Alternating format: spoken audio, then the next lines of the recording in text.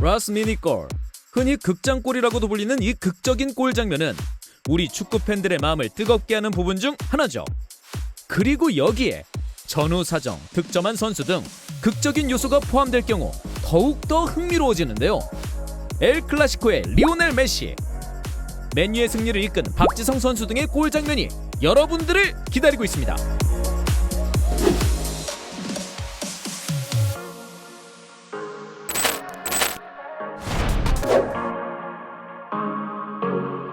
이전과 같이 16-17 시즌에도 라리가에서는 세계 최고의 더비라고 불리는 엘 클라시코가 열렸습니다.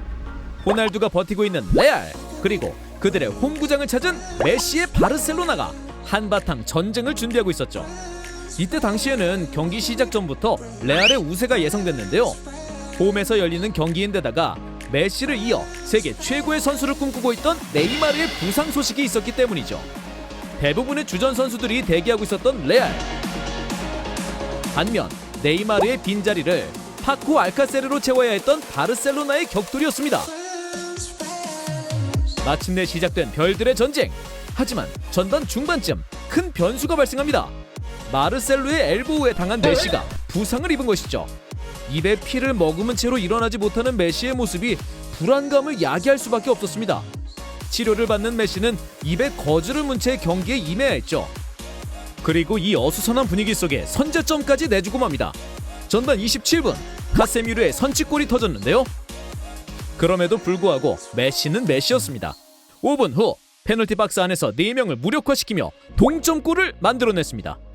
부상을 입었다는 사실이 떠오르지 않을 만한 멋진 골 장면이었죠. 그리고 팽팽하던 흐름 속 후반 28분 라키티치의 멋진 중거리포로 역전에 성공! 적지에서 레알을 무너뜨릴 절호의 기회를 잡았습니다. 하지만 레알도 호락호락하지 않았습니다. 후반 32분 라모스가 메시에게 거친 태클을 가하며 퇴장을 당한 열세 속에서도 기어코 동점을 만들었는데요. 후반 정규시간 종료까지 5분이 남은 시점, 마르셀로의 크로스를 하메스가 마무리하며 승부의 균형을 맞춥니다. 관중들의 엄청난 환호가 레알 선수들을 극한까지 끌어올렸죠. 그리고 이렇게 경기가 마무리되나 싶었는데 추가 시간이 단 30초 남은 상황, 메시의 매직이 펼쳐집니다. 자신의 진영에서부터 차근차근 패스워크를 해나간 바르셀로나는 부스케츠, 세르지, 알바 등을 거쳐 쇄도하는 메시에게 마지막 찬스가 왔고 신이 이를 놓칠 리가 없었죠. 이 극장골을 더욱 극적으로 만들어줬던 요소는 바로 메시의 세레머니인데요.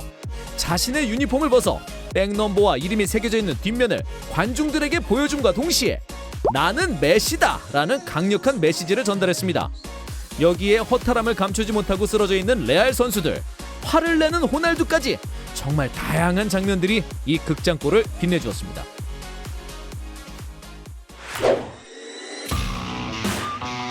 (2006년) 독일에서 세계 최고의 축구 축제가 열렸습니다.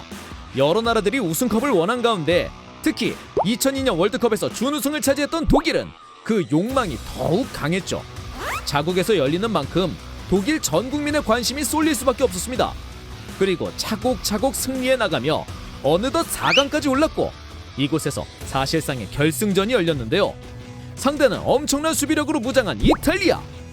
비록 상대 전적에서 밀리는 독일이었지만 경기가 열린 베스트팔렌 슈타디온에서 국가 대항전 13승 1무의 성적을 거두었기 때문에 나름 자신이 있던 상황이었습니다.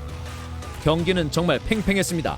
맹공을 통해 수비를 뚫어내려는 독일, 그리고 부폰과 칸나바로를 중심으로 이를 막아내려는 이탈리아의 엄청난 접전이 이어졌는데요. 8강에서 연장전을 치르고 온 독일 입장에서는 어떻게든 90분 안에 승부를 봐야 했습니다. 엄청난 조직력으로 무장한 이탈리아의 수비는 정말 강했죠. 비록 골은 터지지 않았지만 90분 내내 경기장 안에는 긴장감과 속도감이 넘쳐났습니다.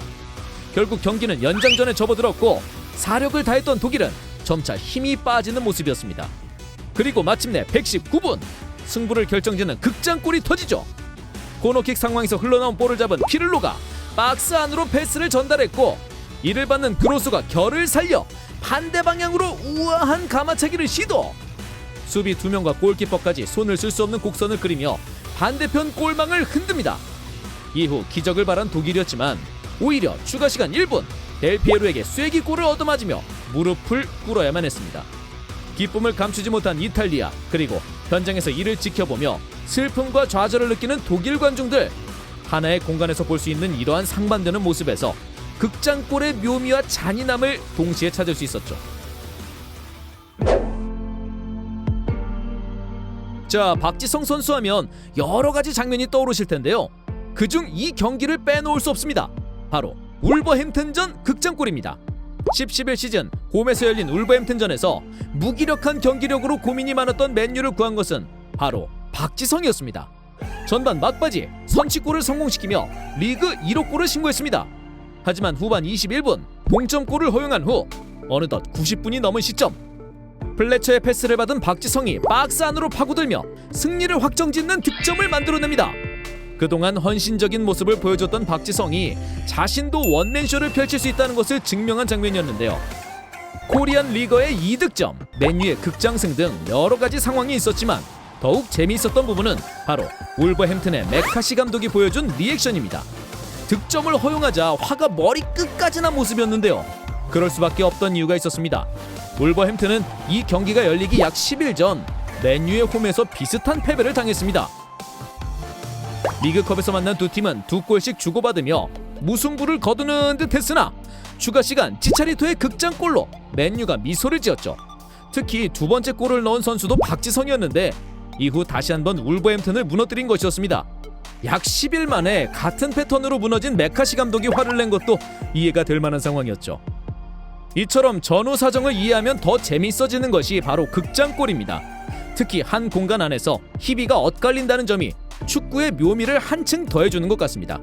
앞으로도 다양한 극장골을 기대해보며 그럼 이만 마무리하겠습니다. 어퍼 사커! 스코어 888! 제작에 도움 주셔서 감사합니다. 스팔은 건전한 스포츠 승부 예측 게임 문화를 선도합니다.